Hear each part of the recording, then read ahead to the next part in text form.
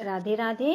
मेरे प्यारे भाइयों बहनों माताओं व बंधुओं, संस्कार की बातें चैनल में आपका स्वागत है। बंधुओं, आज मैं आपके लिए लेकर आई हूँ छठे दिन सुनी जाने वाली दशा माता की कथा।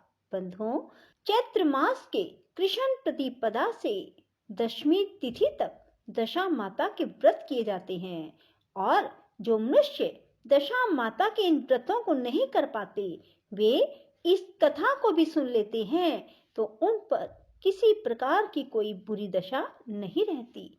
बंधुओं, यदि आपने अब तक संस्कार की बातें चैनल को सब्सक्राइब नहीं किया तो जरूर करें और बेल आइकन दबाना ना भूलें ताकि आपको हमारी आने वाली सभी वीडियोस की जानकारी सबसे पहले हो सके। बंधुओं, वीडियो को पूरी सुनने के बाद कमेंट बॉक्स में जय दशा माता जरूर लिखें। बोलो दशा माता की जय हो। एक राजा था, उसकी रानी कोमल अंगी थी। वह फूलों की शैया पर सोया करती थी। एक दिन फूलों के साथ कच्ची कली भी आ गई। कच्ची कली के कारण उसे रात को नींद नहीं आई।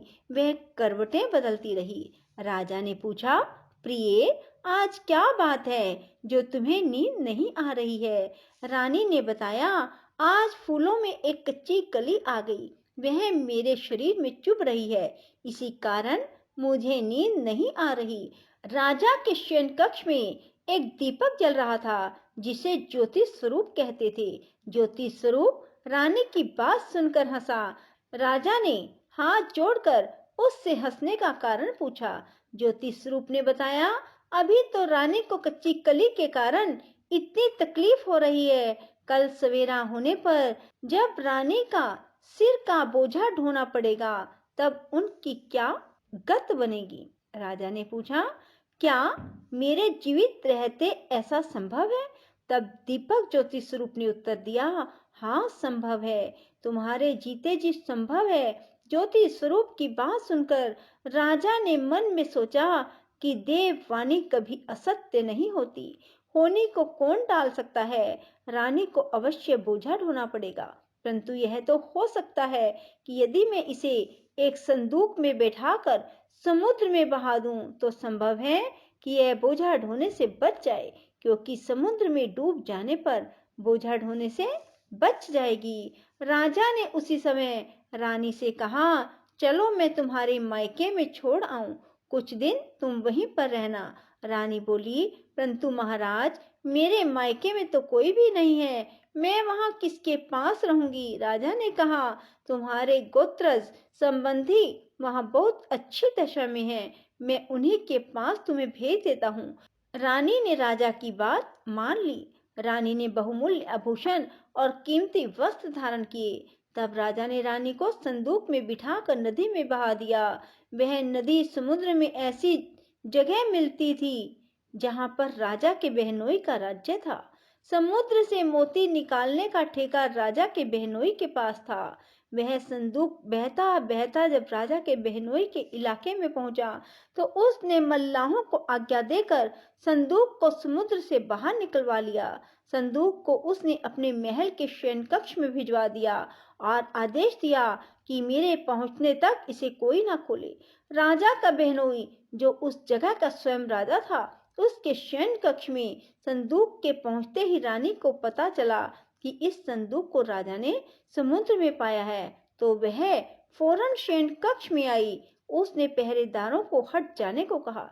रानी ने संदूक को खोल लिया। उसे संदूक के अंदर 16 श्रृंगार की एक स्वर्ग सुंदरी मिली।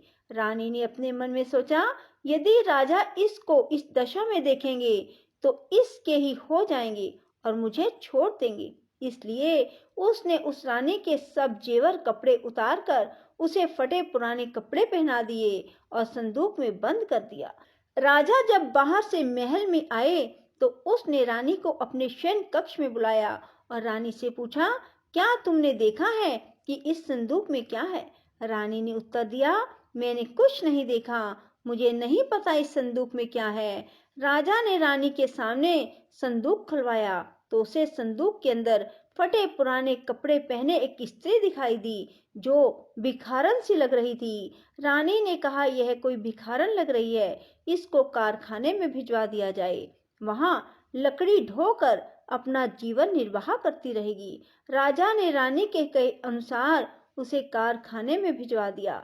एक दिन रानी की सहेलियां नदी में स्नान करके दशा माता का डोरा ले रही थी। उनके पास एक डोरा रह गया।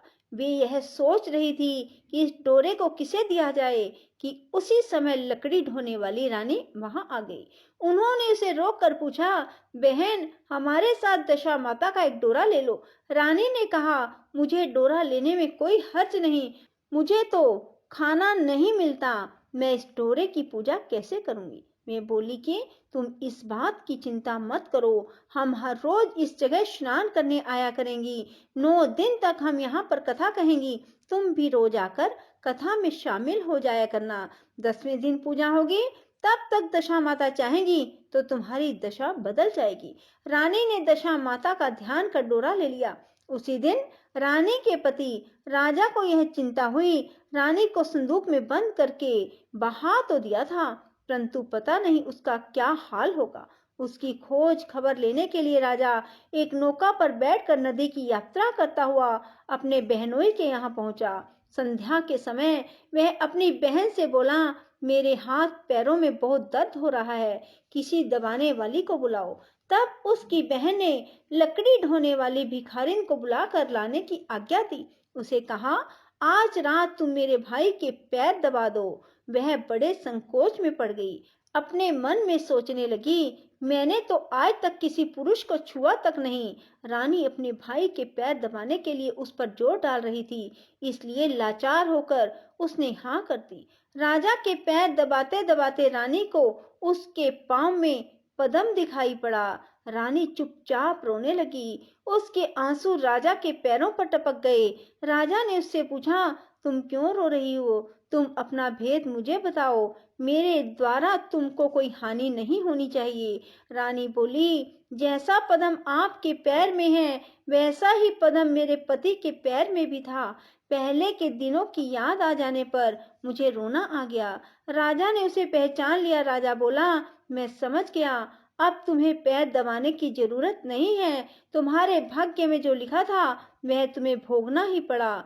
मैंने उसे टालने के लिए जो उपाय किया था उसका नतीजा उल्टा ही निकला। तुम्हें मेरे जीते जी लकड़ियां ढोनी पड़ी। सवेरा हुआ, परंतु अतिथि राजा सो कर नहीं उठा और ना पैर दबाने वाली दासी ही कमरे से बाहर निकली। राजा की बहन को चिंता होने लगी। थोड़ी देर के बाद दासी कमरे से बाहर निकली और कारखाने में काम करने चली गई। रानी ने कमरे में जाकर अपने भाई को जगाया। उसका भाई बोला, मेरी तबीयत ठीक नहीं है, मेरा सिर दर्द कर रहा है, मैं अभी आराम करना चाहता हूँ, मेरा मन भी बड़ा व्याकुल हो रहा है। रानी ने पूछा, आखिर क्या बात है, कुछ तो बताओ। राजा ने कहा, बड़ी शर्म की बात है, मैंने तुम्हारी भाभी को जानबूझकर संदूक में बिठाकर तुम्हारे पास इसलिए भेजा था कि इसे यहाँ आराम से रखा जाएगा, परंतु उसे तो यहाँ लकड़ियां ढोनी पड़ रही हैं। उसके तुमने सारे गहने कपड़े उतार कर उसे रास्ते की भिखारिन बना दिया। उसकी बहन बोली, मैंने उसे नहीं पहचाना। उसने दासियों को भेजकर उसे चुपचाप अपने पास बुलाया। उसके आने पर बहन ने अपनी भाभी से माफी मांगी और उसके पैर पकड़ लिए। कुछ दिनों तक राजा अपने बहनोई बहन के रहकर रानी को साथ लेकर राजधानी में लौट आया। रानी ने अपने महल में पहुंचकर सुहागिनों को न्योता भेजा। बड़े धूमधाम से दशा माता के डोरे की पूजा की और नगर में ढिंडोरा पिटवाया गया कि आज से अमीर गरीब सब दशा माता का डोरा लिया करें और श्रद्धा पूर्वक पूजा किया करें। जिसके पास पूजन पारण के लिए धन की कमी हो वह महल से ले जाया करे। जिस प्रकार रानी के दिन दशा माता ने फेरे वैसे ही वह सब की दशा को ठीक करे। बोलो दशा माता की जय हो। राधे राधे। जय श्री कृष्णा। बंधुओं, यदि आपको हमारी वीडियो पसंद आए तो इसे लाइक करने के साथ साथ शेयर भी जरूर करें। धन्यवाद।